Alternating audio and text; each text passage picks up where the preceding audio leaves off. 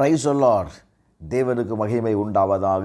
ஆண்டவரும் இரட்சகருமாய் இருக்கிற இயேசு கிறிஸ்துவின் நாமத்தினாலே உங்கள் யாவரையும் இந்த கால வேளையில் நான் வாழ்த்துகிறேன்.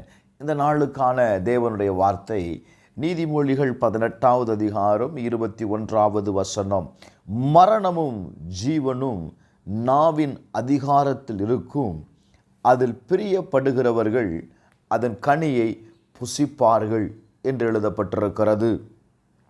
மரணமும் ஜீவனும் நாவின் அதிகாரத்தில் இருக்கிறது.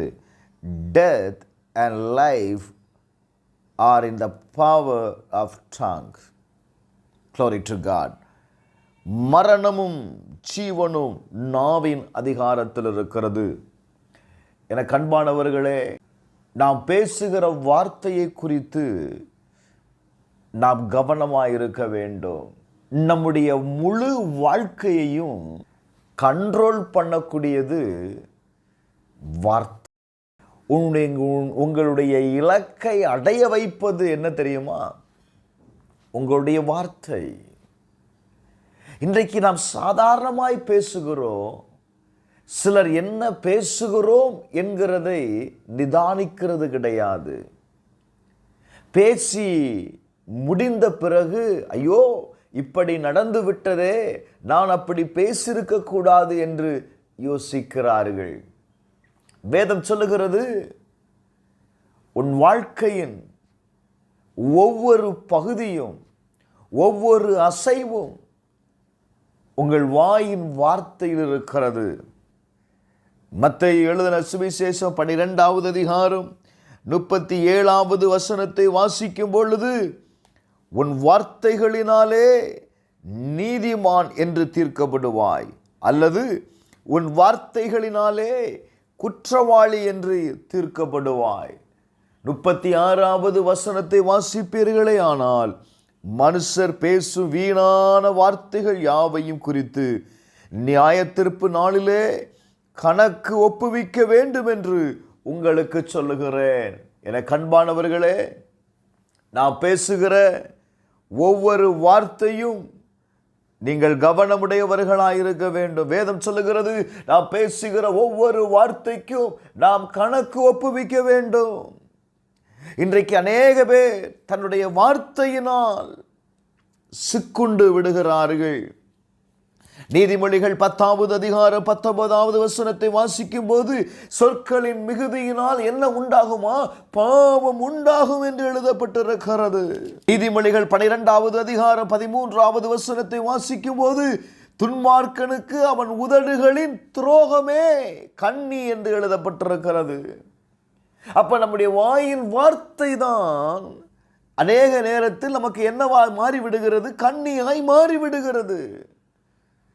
நீதிமொழிகள் 13:2 வாசிக்கும் போது, மனுஷன் தன் வாயின் பலனால் என்ன செய்வான்? நன்மையை புசிப்பான். Glory to God. அதனாலதான் வார்த்தை சொல்லுது, தன்னுடைய வாயை காக்கிறவன் எதை காக்கிறானா? தன்னுடைய பிராணனை காக்கிறான். என கண்பானவர்களே, இந்த நாளில் ஆவியானவர் நம்மோடு கூட பேசுகிறார். உங்களுடைய வாயின் வார்த்தையை நீங்கள் கவனிக்க வேண்டும். நிதானமாய் பேசுங்கள். நீதிமொழிகள் 21வது அதிகாரம் 23வது வசனத்தை வாசிக்கும் போது, தன் வாயையும் தன் நாவையும் காக்கிறவன் தன் ஆத்துமாவை இடுக்கண்களுக்கு விலக்கி காக்கிறான். இன்னைக்கு நம்முடைய வாயின் வார்த்தைகளினால் தான் அநேக பிரச்சனைகள் குடும்பத்தில் கடந்து வருகிறது. வேதம் சொல்லுகிறது, உன்னுடைய நாவை காக்கும் பொழுது அந்த இடுக்கண்ணிலிருந்து உன்னை என்ன செய்து கொள்ளுகிறாய்? காத்து கொள்ளுகிறாய். பிரியமானவர்களே, எசையா எழுதின தீர்க்கதரிசன புஸ்தகம் 3வது அதிகாரம் 10வது வசனத்தை நீங்கள் வாசிப்பீர்களே ஆனால், இந்த வாயின் வார்த்தை நமக்கு வருகிற நன்மையை தடை பண்ணிரும். 3:10 சொல்லுகிறது, உங்களுக்கு நன்மை உண்டாகும் என்று நீதிமான்களுக்கு சொல்லுங்கள், அவர்கள் தங்கள் கிரியைகளின் பலனை என்ன செய்வார்கள்? அனுபவிப்பார்கள். நம்முடைய வாயின் வார்த்தை ரொம்ப முக்கியம். இன்னைக்கு சாதாரணமாக நம்ம பேசிட்டு ஐயோ நான் இன்னைக்கு அப்படி பேசியிருக்கக்கூடாது என்று சொல்லுகிற நபர்கள் ஏராளம்.